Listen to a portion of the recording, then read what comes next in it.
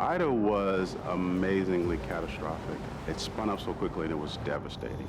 Hurricane Ida was bigger and stronger than Hurricane Katrina. Most of southeast Louisiana felt Ida in some way or another. We had orange helicopters over the sky in New Orleans the morning after the storm hit, and we were looking for people on roofs. But the levees held this time, and the people in New Orleans and along the Gulf Coast, they've learned when to evacuate. We had 15 lives saved and 412 assisted.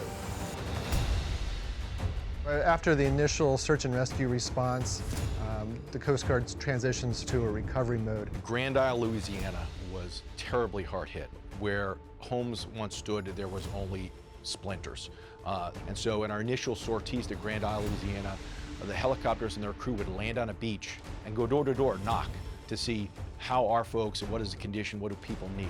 When we overflew the Mississippi River the next morning, what we saw was the large ocean-going vessels that come up this river had broken away from their moorings. We saw 9 that had been grounded in the New Orleans area. In addition to that, there were hundreds, literally almost 500 barges, which had broken away throughout the port area and been driven up into levees or into infrastructure on the river. You had hundreds of millions of dollars per day that would be moving, especially along this river, that was not moving. You had resources and cargo that needed to go to these refineries, these facilities, these grain elevators.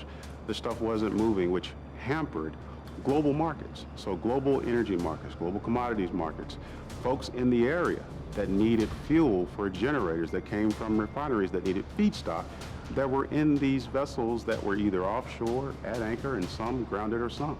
All of that was shut down for 6 days. So we were looking for how do we first and foremost open this river back up. There was a downed power line that the local power company had to remove ahead of any traffic crossing going through the river because it was literally at the wheelhouse height. The salvage effort itself was tremendous. We had over 273 ships, boats, barges that were either sunken or had run aground. We discovered over 2,000 what we call the Marine Environmental Response Targets. These were either active spills or potential spills that we had to somehow figure out how to mitigate, address, mitigate, respond to. The Coast Guard's responsibility in setting aids to navigation all along the way, aiding navigation, is critical. We're always going to be in a risky environment, and we had lost some of the safeguards that typically go with operating in that environment. The yellow line down the middle of the road is the buoys out there. It's the ranges that provide the pilots a course to steer. It's the lights that provide the navigator guide in the middle of the night. Those aids to navigation were wiped out across the state. It doesn't work if people can't find their way down the middle of the road.